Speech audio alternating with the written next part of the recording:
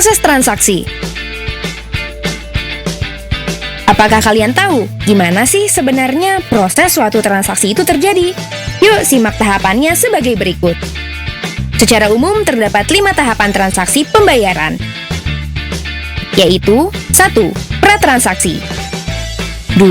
Otorisasi, 3. Clearing, 4. Settlement atau penyelesaian akhir, 5. Pasca transaksi.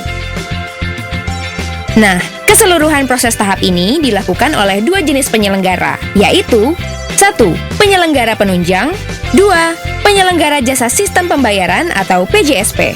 Aktivitas otorisasi, clearing, dan atau settlement dilakukan oleh 9 jenis PJSP yang wajib punya izin dari Bank Indonesia, yaitu 1. Penerbit, 2. Acquirer, 3. Penyelenggara payment gateway, 4. Penyelenggara dompet elektronik, 5. Prinsipal,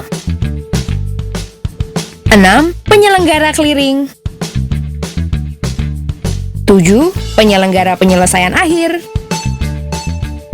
8. Penyelenggara switching, 9. Penyelenggara transfer dana. Nah, informasi di atas adalah definisi dari 9 jenis PJSP yang memproses transaksi pembayaran sesuai ketentuan Bank Indonesia. Untuk lebih jelas peran masing-masing PJSP, yuk kita lihat satu persatu. Penerbit, sebagai pihak yang menerbitkan instrumen pembayaran seperti kartu ATM, kartu debit, kartu kredit, atau bisa disebut dengan istilah alat pembayaran menggunakan kartu atau APMK. Ada juga uang elektronik dalam bentuk chip base atau chip yang tertanam dalam kartu, atau server base seperti mobile apps atau web base. Penerbit adalah pihak yang melakukan otorisasi atau persetujuan atas transaksi pembayaran. Dalam melakukan otorisasi transaksi, penerbit memastikan kecukupan dana dan keabsahan transaksi oleh pemegang yang sah. Uang elektronik adalah instrumen pembayaran yang diterbitkan berdasarkan nilai uang yang disetor terlebih dahulu kepada penerbit yang disimpan secara elektronik dalam media server atau chip dalam mata uang rupiah. Nilai uang elektronik tersebut dapat dibelanjakan, ditransfer ke rekening, atau transfer antar pemilik uang elektronik.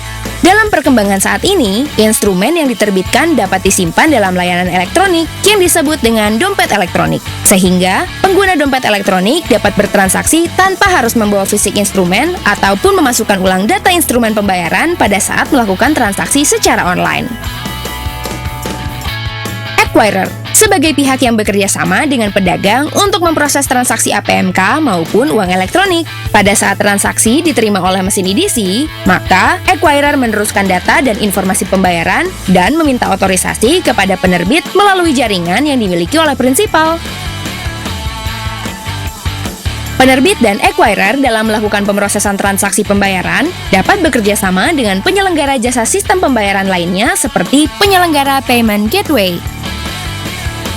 Penyelenggara payment gateway memungkinkan pedagang untuk memproses transaksi pembayaran menggunakan kartu ATM, debit, kartu kredit, uang elektronik, atau proprietary channel seperti direct debit. Peran penyelenggara payment gateway adalah meneruskan data transaksi pembayaran, termasuk data instrumen pembayaran antara pedagang dan acquirer. Terdapat 2 model bisnis yang biasanya diselenggarakan oleh penyelenggara payment gateway, yaitu 1.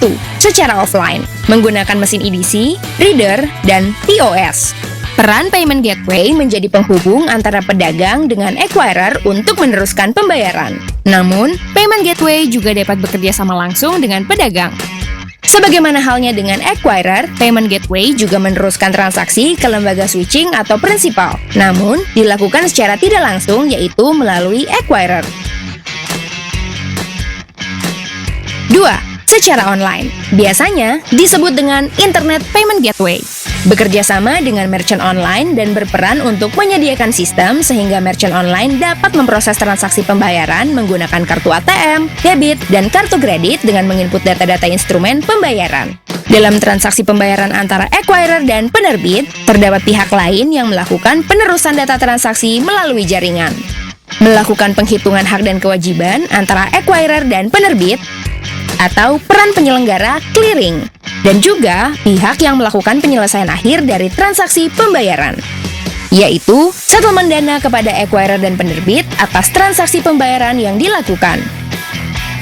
Ketiga jenis penyelenggaraan tersebut dapat dilakukan oleh prinsipal, penyelenggara clearing, dan penyelenggara penyelesaian akhir dalam satu entitas yang sama atau berbeda. Penyelenggara transfer dana adalah penyelenggara yang melakukan kegiatan pemindahan dana dari pengirim kepada penerima sampai dengan diterimanya dana oleh penerima. Penyelenggaraan transfer dana dapat dilakukan oleh bank dan badan usaha berbadan hukum Indonesia non-bank yang mendapat izin dari Bank Indonesia. Jadi bagaimana? Sudah mulai paham ya bisnis proses PJSP dan kenapa harus mengajukan izin ke Bank Indonesia? Karena Bank Indonesia ada di setiap makna Indonesia.